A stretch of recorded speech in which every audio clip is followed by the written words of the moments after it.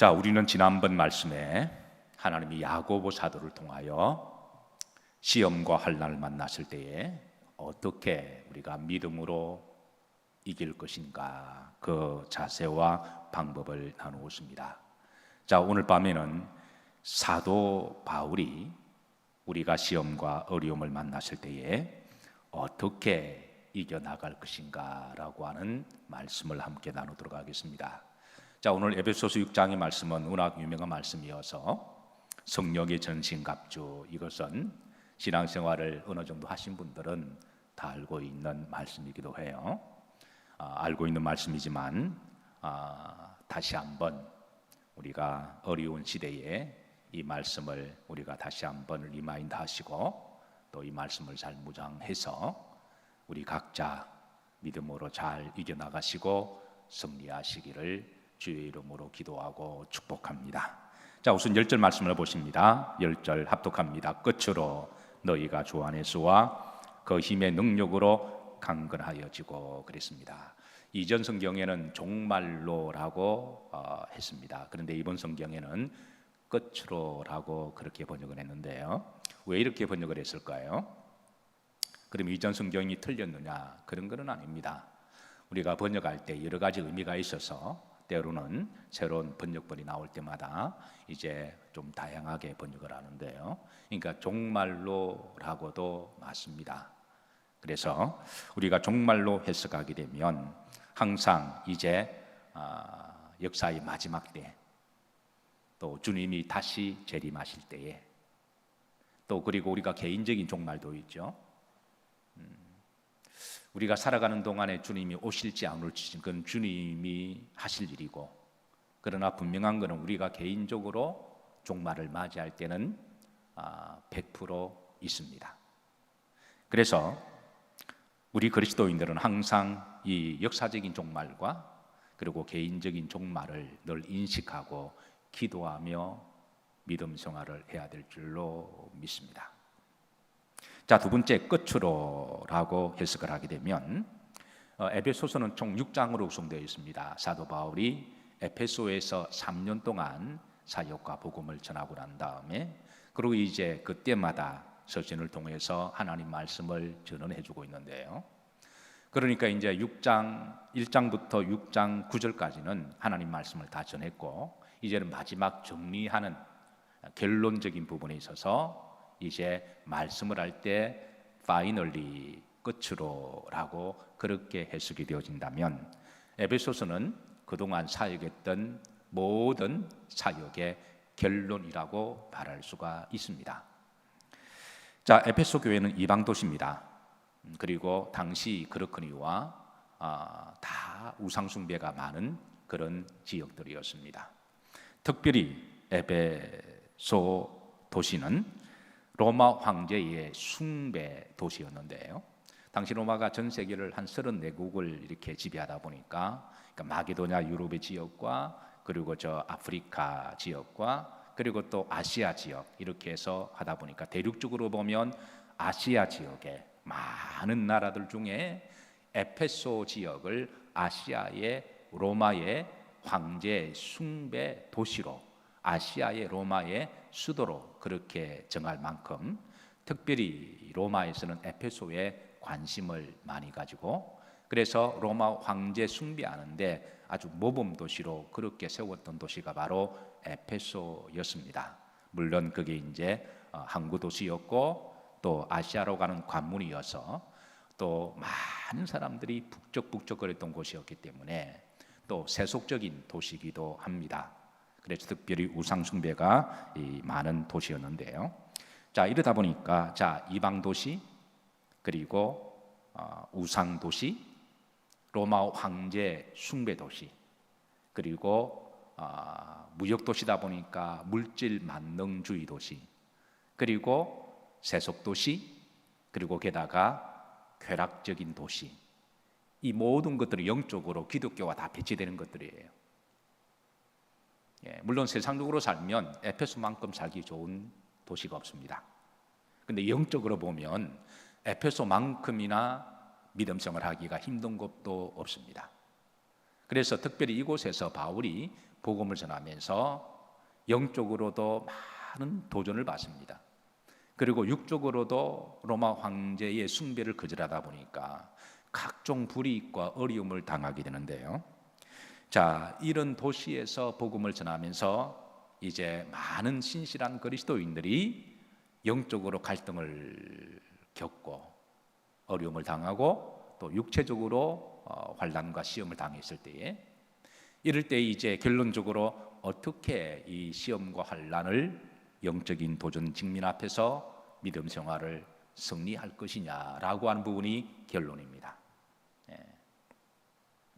그래서 시험을 이기는 성도 영적인 자세를 먼저 두 가지를 잠깐 언급을 해요.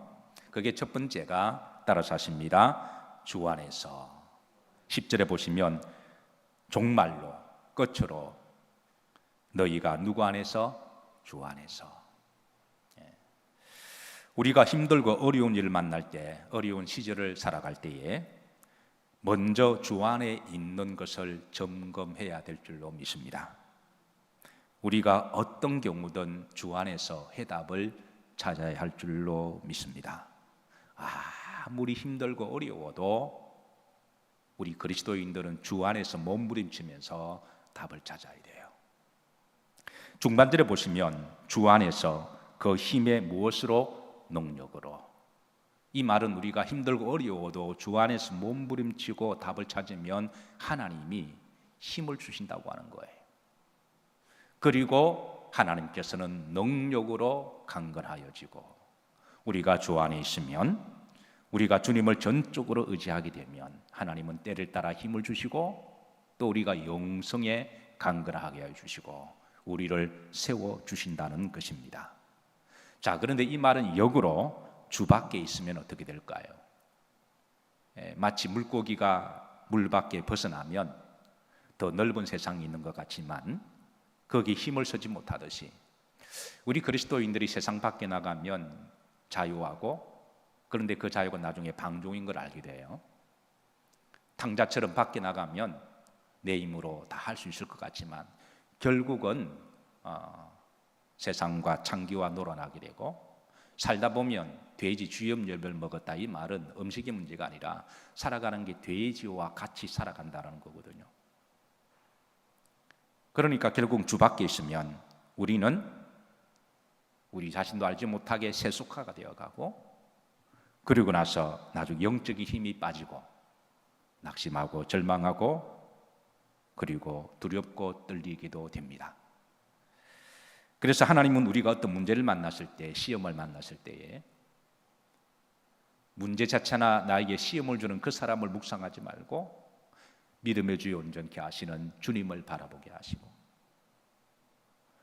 하나님을 바라볼 때 하나님은 우리에게 힘을 주시고 능력을 주시고 강건하게 하시고 평안하게 하실 줄로 믿으시기를 주의 이름으로 축복합니다. 그래서 바울은 에베소에서 특별히 어렵게 믿음 생활하는 그리스도인들에게 주 안에서 그 힘으로 강건하여 지라라고 자세를 주고 있습니다. 사랑하는 성도 여러분, 한 주도 주 안에 계시기를 주의 이름으로 기도하고 축복합니다. 우리가 어떤 문제를 만나도 내가 주 안에 있는지 아니면 주 밖에서 생각하는지, 이것을 먼저 점검하는 거죠. 두 번째, 우리들의 진정한 싸움의 대상을 분별하라고 권면하십니다. 11절에 보시면 11절에 마귀의 무엇을 관계를 능히 대적하기 위하여 하나님의 선진갑주를 입으라. 자, 12절 보시면 우리의 씨름은 혈과 육을 상대하는 것이 아니요 통치자들과 권세들과 이 어둠의 세상 주관자들과 하늘에 있는 악의 영들을 상대합니다. 그렇다고 성경은 우리가 모든 문제를 다 영적으로 해석하라는 말씀은 아닙니다. 그러나 이 말은 또 반대로 모든 문제를 육적으로만 해석하는 것도 잘못된 것이죠. 성경 항상 양극단의 해석을 경계를 하고 있습니다. 그래서 어떤 문제는 육으로 바라보고 해석해야 될 때는 우리가 육으로 바라보고 육으로 해석해야 되고, 또 어떤 경우는 영적인 문제로 바라보고 영적으로 해석해야 될 문제가 있다라는 거예요. 에베소 교회에 일어나는 많은 어려움과 환난 중에 어떤 부분은 이성적으로, 육적으로, 상식적 전에서 우리가 판단을 해야 될 부분도 있지만, 어떤 경우는 이거는 마귀의 관계가 있고 악한 영들의 그런 문제와 엮여 있기 때문에 그런 문제는 영적으로 우리가 분별하고 영적으로 무장을 하라고 하는 것이죠. 자, 그런 점에 있어서 이제 사도 바울은 이제 영적으로 이 어려운 문제를 어떻게 해석해 나갈 것인가라고 하는 우리에게 답을 주고 있는데요. 2차 세계대전 때 전 유럽을 전쟁의 도가니로 몰아넣었던 히틀러가 나중에 이런 말을 했습니다. 자신의 귀에 누군가가 뭔가 속삭이는데, 누군가가 귀에 이렇게 속삭이는데 자기는 그 소리를 듣고 움직였다. 여러분, 이 말을 육으로 들어야 됩니까? 영으로 들어야 돼요? 히틀러를 도왔던 주변에 많은 참모들이 있었죠. 그 참모들, 친위 나치대들이 이제 전쟁에 승리하기 위해서 어떤 합리적이고 또 전략적인 전술을 짜고 많은 어드바이스를 제공했을 때, 그런 것들은 히틀러가 상식적인 선에서 들었겠죠. 히틀러도 전쟁의 사람이니까. 그런데 어떤 경우는 잠을 자다가 혼자 어두컴컴한 그 무거운 어떤 전쟁을 놓고 혼자 생각할 때 뭔가 귀에서 막 속삭이는 그 소리를 그가 들었다면 그 소리는 그건 마귀의 소리죠. 정상적인 사람이라면 유태인 600만 명을 그렇게 죽일 수는 없습니다. 정상적인 사람이라면 때로는 감정에 한번 대판 싸울 수는 있고 그걸 끝내버리지, 그걸 전 유럽을 불바다를 만들어서 그렇게 유태인만 600만 명이니까 그 주변에 있는 다른 이웃 나라까지 합치면 그게 1000만이 넘지 않을까요? 그러니까 그건 마귀의 짓인 거죠. 그러니까 히틀러가 나중에 누군가가 자기 귀에 뭔가 속삭이는데 자기는 그 소리에 따라 자신은 뭔가 계시라고 생각했겠지만 그건 이제 마귀의 소리인 거죠. 그래서 우리가 이 세상을 살아가다 보면 때로는 혈과 육에 대한 실험도 있지만 어떤 경우는 그 혈과 육의 악한 영이 섞어서 그래서 그 사람을 미혹해서 본인이 마귀짓을 하는지도 모르게 마귀짓을 하는 사람도 있고 짓들이 있으니까 그런 것들을 잘 분별하라고 그렇게 말씀을 주신 거죠. 자, 그래서 만약에 그게 이제 이 마귀의 역사라면, 악한 영들에 대한 싸움이라면 이걸 우리가 어떻게 이것을 싸워야 할 것인가라고 하는 이제 영적인 믿음에 대해서는 성령의 전신갑주에 관한 말씀을 주고 계십니다. 그런데 바울은 참으로 이렇게 지혜롭고 해학적인 사람이어서 이 복음을 듣는 그리스도인들에게 어떻게 좀 더 효과적으로 머리에 쏙쏙 들어가게 하기 위해서 한 비유를 듭니다. 그게 이제 전신갑주인데요. 이게 원래 전쟁 용어죠. 당시 바울이 살던 시대의 로마인들의 이제 완전 무장의 그런 모습을 보고 이제 이걸 영적으로 비유를 쉽게 해주고 있는데요. 자, 다음 그림 사진 한번 보도록 하시겠습니다. 그림 사진 한번 보시면 당시 로마가 그 지중해 근방에 전 세계를 다 지배를 했기 때문에 로마가 정복하는 곳마다 이런 로마 병사들의 모습을 누구나 다 일상으로 볼 수 있는 그런 모습들이죠. 이게 이제 전형적인 로마 병사의 그런 완전 무장의 모습인데요. 이게 보시면 이제 오늘 바울이 예를 들은 이제 모습이 나옵니다. 결론적으로 말하면 총 7가지인데요. 자, 이런 외형을 모습을 보면서 바울은 이렇게 기가 막힌 비유를 통해서 말씀을 듣는 이들이 보다 임프레시브하고 그리고 메모라이즈 할 수 있도록 그렇게 풀어주고 있는데, 자, 따라서 하십니다. 구원의 투구. 자, 구원의 투구입니다. 지금 그림 보셔도 괜찮아요. 자, 구원의 투구. 그 다음에 의의 흉배. 이번 성경에는 호심경으로 그렇게 번역했습니다만은 이전에는 의의 흉배라고 했죠.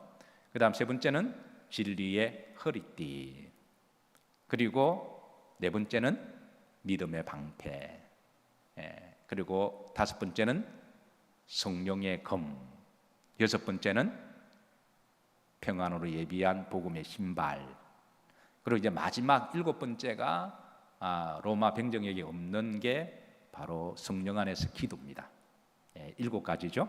7가지인데 원래는 이제 12절부터 이 말을 막 섞어놨어요. 바울은 섞어놓았는데 제가 여러분들이 이해하기 좋도록 또 이미 제가 이 부분은 전에도 설교를 했으니까 또 잘 알고 있는 말씀이니까 이해하기 좋도록 이제 머리부터 그렇게 시작을 했습니다. 자, 기억하시고 우리가 어떤 문제를 만났을 이 7가지만 우리가 좀 되새겨서 기도하시면 하나님이 그때 힘 주시고 또 지혜를 주실 줄로 믿습니다.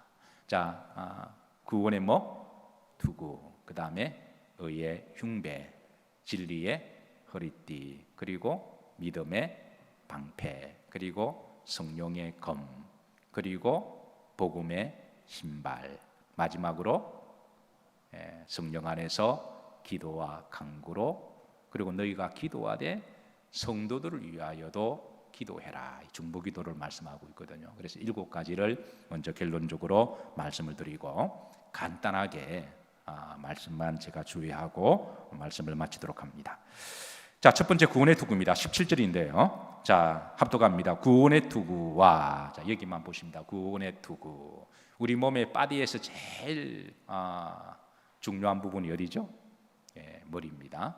그래서 다른 부분은 조금 데미지가 있어도 괜찮은데 머리가 잘못되면 이게 큰 이제 어려움을 당할 수가 있는데요.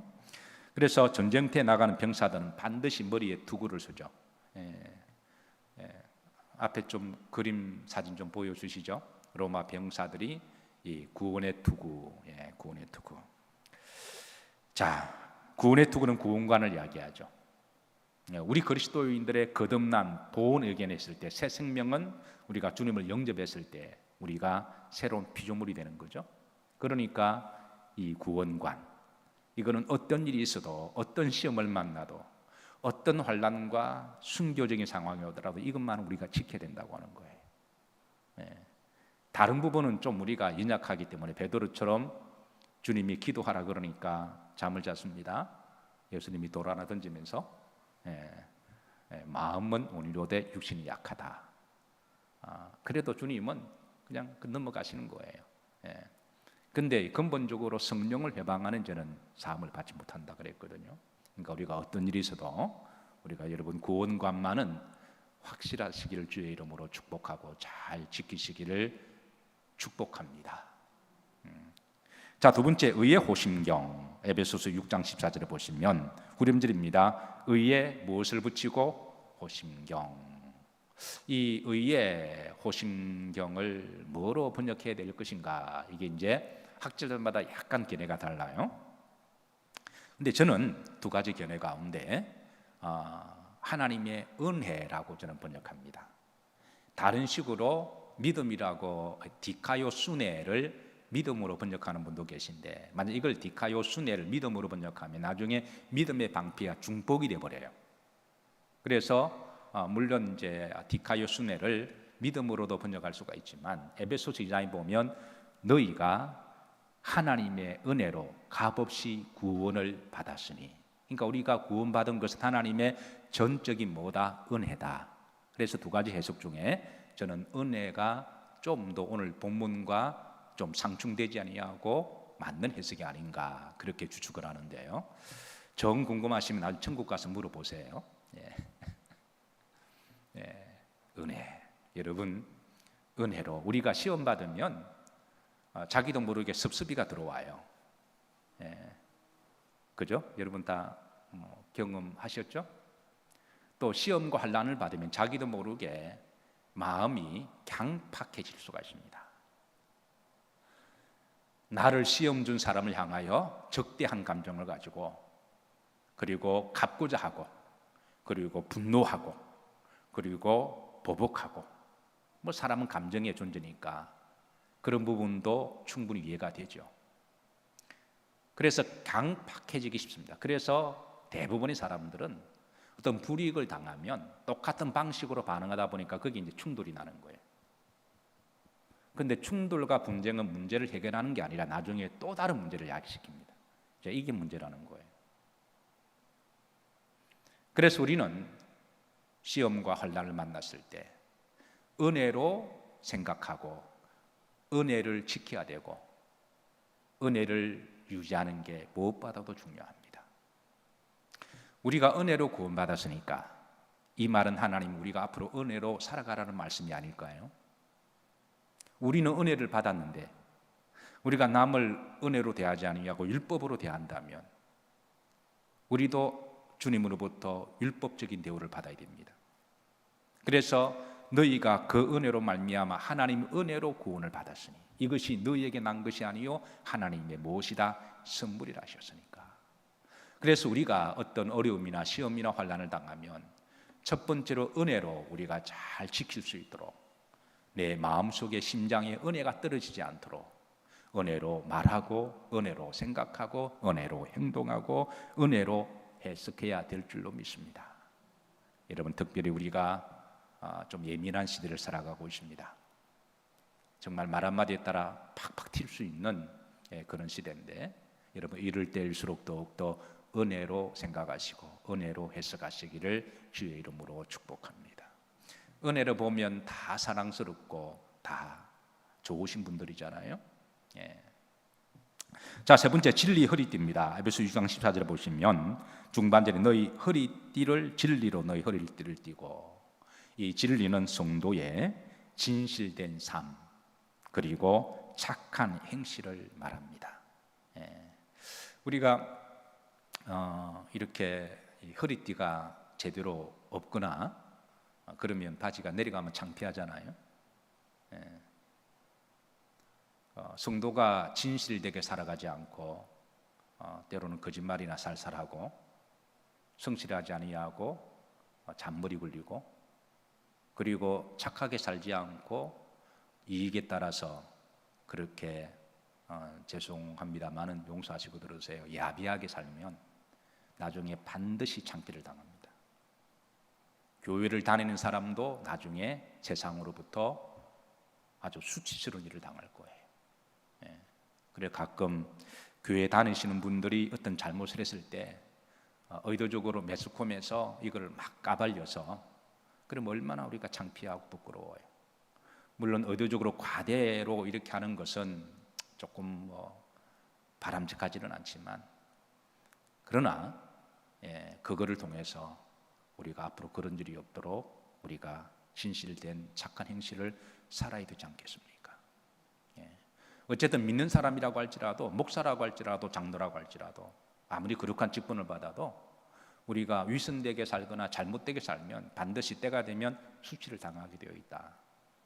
그러나 그 수치가 끝이 아니라 그거를 통해서 하나님은 우리를 다시 변화시켜 주셔서 우리가 다시 진실되게 살아가면 하나님 흰 눈처럼 깨끗하게 용서해 주시고, 그래서 우리 기독 역사에 보면 성자들이 다 그런 삶이었거든요. 어거스틴도 한때 얼마나 방탕한 삶을 살았나요?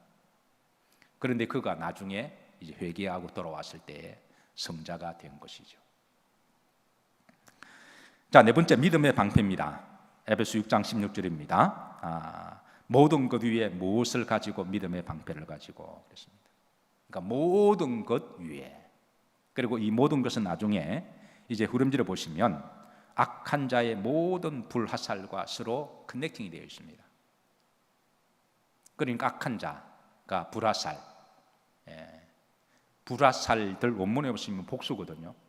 그러니까 마귀가 필요하다면 사람마다 딱 맞춤형의 불화살을 쏜다는 거예요. 어떤 경우는 의심의 불화살을 쏘기도 하고, 어떤 사람한테는 불안의 불화살을 쏘기도 하고, 어떤 사람에게는 낙심과 절망의 불화살을 쏘기도 하고, 어떤 사람에게는 어떤 음란한 정욕에 대한 불화살을 쏘기도 하고, 어떤 사람은 물질의 불화살을 쏘기도 하고, 어떤 사람은 어떤 자기애에 대한 불화살을 쏘기도 하고. 그러니까 나를 가장 잘 아시는 분이 하나님이기도 하신데 마귀도 잘 알고 있어요. 때로는 나보다 하나님이 나를 더 잘 알고 계시고, 근데 마귀도 나보다 나를 더 잘 알고 있습니다. 정작 여러분 나 자신을 나가 잘 알고 있다고 생각하는데 여러분 어떻게 여러분 잘 아십니까? 알다가도 모를 때가 많이 있잖아요, 그죠? 그런데 하나님도 나를 아시고 마귀도 아니까 마귀가 때를 따라 이렇게 불화살을 쏠 때 그래서 우리가 어떤 경우는 내가 이해가 되는 부분도 있고 이해가 안 되는 부분도 있습니다. 그런데 어떤 시험이든 간에 믿음의 방패로 일단은 막아내야 됩니다. 이해가 되는 부분은 납득이 되니까 우리가 그래도 이길 수가 있는데, 이해가 안 되는 부분에 이게 이제 훅 쳐지는 거예요. 이해가 안 되는 부분도 하나님을 신실하게 신뢰하고 믿음의 방패로 일단은 막아내시고 이기셔야 됩니다. 우리가 이해가 되는 부분만 믿고 이해가 되는 부분을 이긴다면 우리가 세상에 이해가 안 되는 부분들이 얼마나 많이 있나요? 그러니까 여기에 이제 모든 것 위에 너가 이해가 되는 부분만 부분적으로 믿음의 방패로 막아라, 그런 말씀이 아니라 모든 것 위에 믿음의 방패로, 모든 불화살을 쏠 때에 일단 믿음의 방패로 막아내라는 거예요. 사랑하는 성도 여러분, 내가 지금 당장 이해를 하지 못해도 우리가 앞으로 이제 믿음 여정을 쭉 주님 나라 갈 때까지 각자 걸어가야 되잖아요. 그러면 때로는 내가 이해를 하지 못하는 그런 일이 일어나도 일단 하나님을 전적으로 신뢰하시고 믿음의 방패로 잘 막아내시기를 주의 이름으로 축복합니다. 자, 다섯 번째, 성령의 검입니다. 17절에 보시면 중반절에 성령의 검 그랬습니다. 근데 이 부분은 해석을 주회를 달아주세요. 성령의 검은 뭔가? 그건 곧 뭐다? 하나님의 말씀이라는 거예요. 하나님의 말씀. 그러니까 마귀와 영적인 싸움에서 다른 거는 다 이게 이제 패시브적인 무기들입니다. 어떤 디펜스적인 웨폰이라고 한다면, 이게 어그리시브한 공격적인 무기 딱 두 가지를 주셨습니다. 싸울 수 있는. 우리가 맨날 이게 방패만 할 수 없잖아요. 그게 이제 성령의 검과 기도입니다. 이 두 가지는 마귀와 싸울 수 있는 두 가지 무기인데요. 그러니까 이 두 가지 무기를 잘 활용하라고 하는 거죠. 성령의 검 곧 뭐를 가지라? 말씀을 가지라. 여러분, 하나님 말씀을 늘 가지시기를 주의 이름으로 축복합니다. 계시록에는 10장에는 이 말씀을 갖다 먹어버리라 그래요. 아예 그냥 먹으라고 말씀하십니다. 신명기에는 말씀을 마음판에 새기라. 이마에 새기고 미간에 새기고 마음판에 새기라. 할 수만 있으면 갖다 먹으시기를 주의 이름으로 축복합니다. 할 수만 있으면 통으로 암송하시기를 주의 이름으로 축복합니다. 아무도 아멘 안 하시잖아요. 그게 힘드시면 예배 시간마다, 말씀 시간마다 잘 들으시기를 주의 이름으로 축복합니다. 17년간 이제 성녀 생활을 하시다가 목사님이 된 김일규 목사님의 간증인데요. 어느 날 시주하러 갔는데 한 청년이 시주자루에 쌀을 넣어주면서 성경을 한 권 넣어주더라는 거예요. 그래서 절에 가서 심심하니까 그걸 읽어봤대죠. 그리고 또 종교적인 호기심으로 또 불교와 기독교 성경이 뭐가 다른가, 그래서 심심삼아 읽었는데 그걸 나중에 보다가 왠지 모르는 어떤 그런 마음의 동요가 있어서 아주 정교하게 집중해서 읽었다는 겁니다. 그러면서 이 불교와 기독교 차이점을 이 5번을 정독을 하면서 4가지 사실을 발견하고 기록했는데요. 첫 번째, 불교와 기독교, 그러니까 불전과 성경과 차이점의 첫 번째는, 불교에 없는 첫 번째는 속죄의 교리가 없다라는 거예요. 구원의 교리가 없다라는 거죠.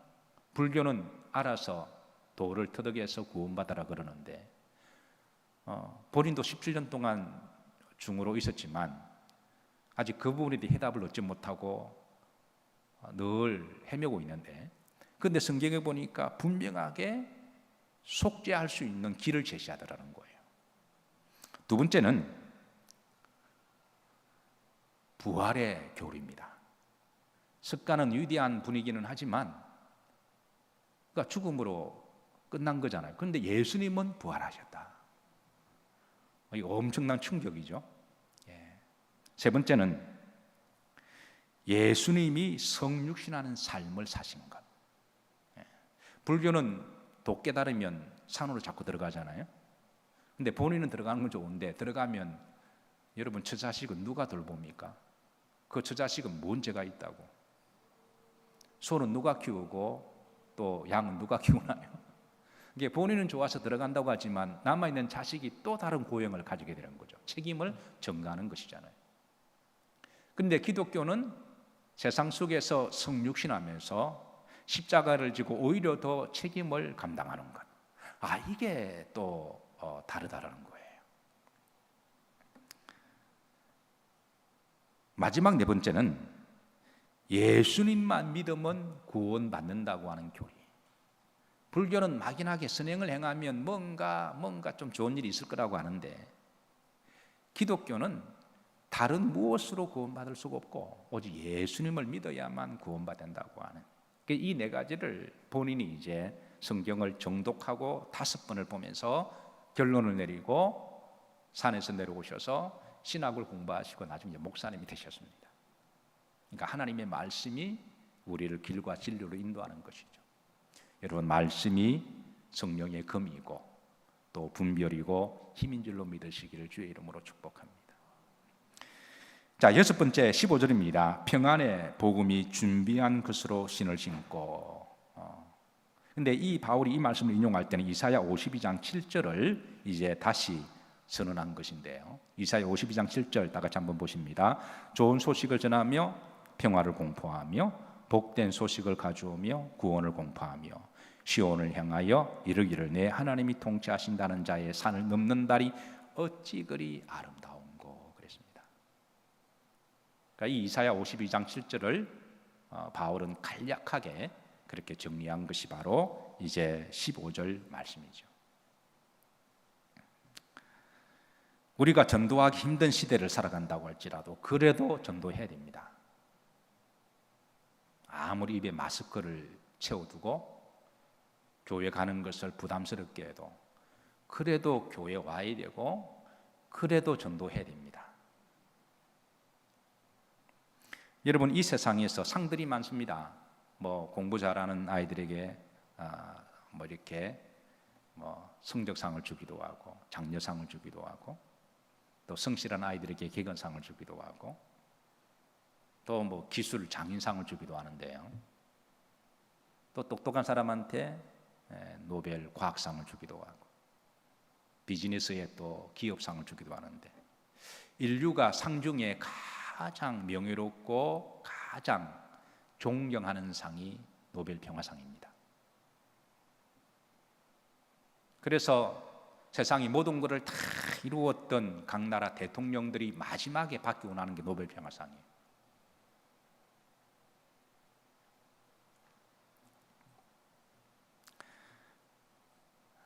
에베소서 6장 15절에 평안의 복음이 준비한 것으로 신을 신고, 그러니까 복음과 평화를 같이 커넥팅을 하고 있습니다.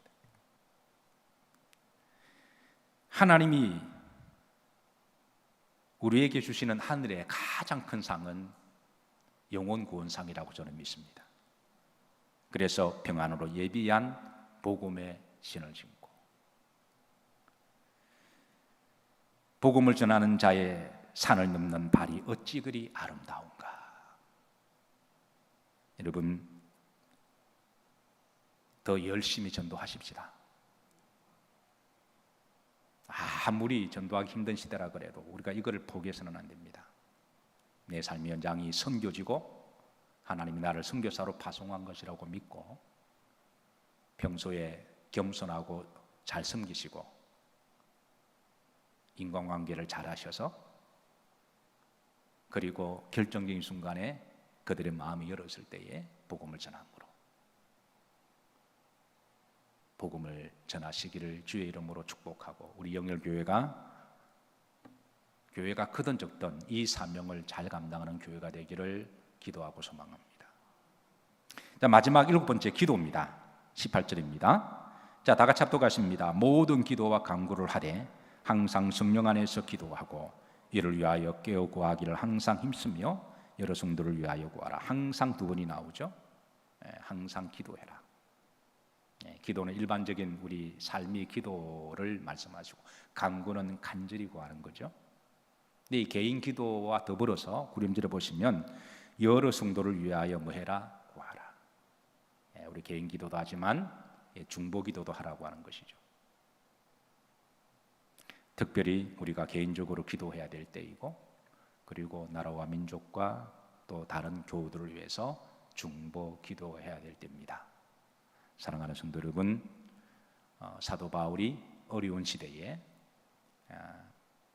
그리스도인들에게 주신 이 믿음의 자세와 성령의 전신갑주를 입으셔서 한 주도 승리하시고 또 앞으로도 계속 승리하시기를 주의 이름으로 축복합니다. 기도합니다. 하나님, 이 밤에 약속한 시간에 주의 전에서 신령과 진정으로 예배드리게 하옵시고 또 주의 말씀을 들었습니다. 주신 말씀대로 순종하며 살아가게 하옵시고 세상에서 승리하게 하옵소서. 예수님 이름 받들어 축복하며 기도하옵나이다. 아멘.